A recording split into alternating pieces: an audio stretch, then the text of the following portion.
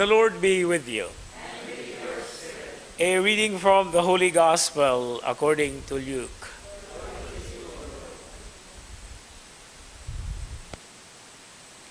Jesus said to the crowds, "When you see a cloud rising in the west, you say immediately that it is going to rain, and so it does. And when you notice that the wind is blowing from the south, you say that it is going to be hot, and so it is. You hypocrites, you know how to interpret the appearance of the earth and the sky. Why do you not know how to interpret the present time? Why do you not judge for yourselves what is right? If you are to go with your opponent before a magistrate, make an effort to settle the matter on the way. Otherwise, your opponent will turn you over to the judge, and the judge hand you over to the constable, and the constable throw you into prison. I say to you, you will not be released until you have paid the last penny."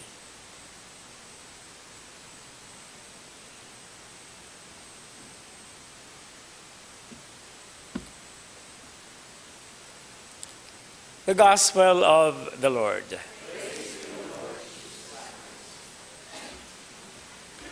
Bulahang adlaw kanatong tanan. The second part of today's Gospel reading is a constant reminder of practically cultivating the virtue which we call prudence. And what is prudence? Prudence is the ability to look beyond, to judge the affairs of the day in reference to the future. So it is not judging others, but it is actually judging for ourselves what is good and what is not good.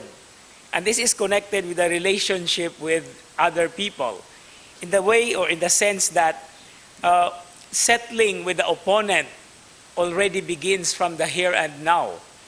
And one has to be very prudent about not just the plan or the plans that he or she is making, but of the very words and the very approach.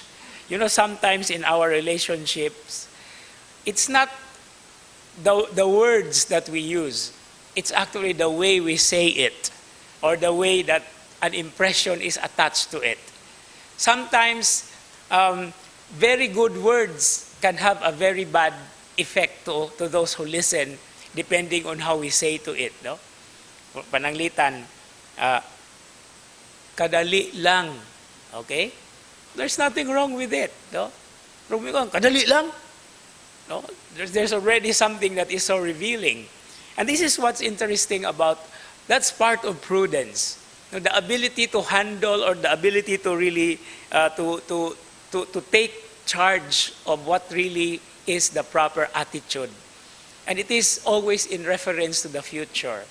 And with this particular context or understanding of what prudence is, this is not just something about the future, but it is really hoping, no, that something will be done right here and now before everything or anything goes worse.